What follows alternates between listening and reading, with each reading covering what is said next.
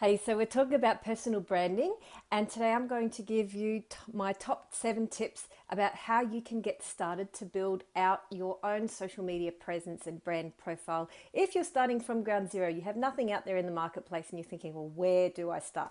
Okay, number one, fix up your LinkedIn profile. Make sure that you've got a professional picture, not a happy snap, and that your summary and work experience is congruent of the image that you would like to project. That's the first thing. Set number two, Facebook. While it's not your primary branding tool, people will still certainly have a look. Anyone who is researching you, but whether it's professionally or as a colleague or client, etc., they will have a look at your Facebook profile. They won't be able to go in. They will get an impression from you. So if you're kind of, semi-naked on the beach with a drink in hand, while it's not a professional platform, it's going to reflect on you personally. So think about it. If you're going for a career in modeling, then maybe that's a completely good fit. If you are, however, going for a career as a corporate marketer, probably not. The third thing is Instagram, and same again, people will have a look just to get a sense of, not that they're trying to make value judgments on you as a person, but they're trying to get a sense of your intelligence and personality. And so that definitely will show things about you that will make people either gravitate towards you or away from you, because regardless of what type of business you're in, we're all in the business of people. So even in the B2B technology space, where I have 20 years in that space, it's actually not about the technology, it's still about the people, and people like doing business with people that they like. So ultimately, with all social media, your goal of getting people to know you, like you, and trust you still applies, whether it's in a personal or professional kind of arena. So number 3 is make contributions. So join groups and forums where you can actually start to share your wisdom, knowledge, even perspective. It doesn't have to be, high level thought leadership, just even sympathy or understanding or support of people, encouraging pearls of wisdom if you have them, advice. If you do that consistently and in a kind way, you will start to build up a reputation within those communities that you're actively participating in. I run a Facebook group, in the Launch Your Marketing Career Facebook group. There's several thousand marketers in that group, and absolutely I know ones that continually write great content simply because of their contributions, and they've gotten on my radar. Some of them have resulted in speaking opportunities for those people or introductions, simply because I can see, well, there's quality content coming out of their mouth. Which brings me to my 4th point: practice your writing.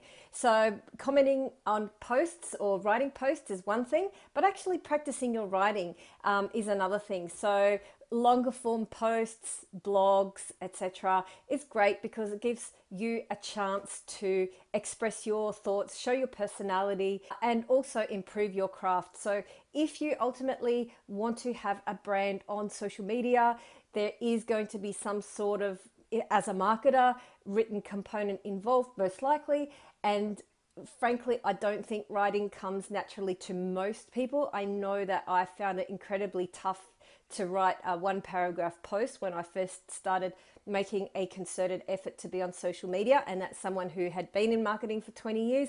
The over-analyzing of every single word just continued to push through. It started to come easier and easier. It does come a lot more confidently and effortlessly and easily, and actually is more well received from people. But I can show you.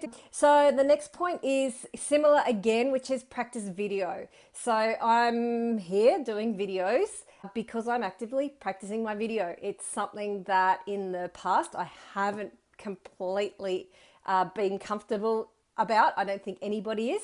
So I've made a decision just to do it because I want to have this information that I do know benefits people, and I want to share it, and video is these days the most effective medium to do it. So practicing video, if you feel like you can do Facebook Lives, that's a little bit more pressure. If you feel like you aren't quite there yet, record your video, and if it totally sucks, you can keep doing it again.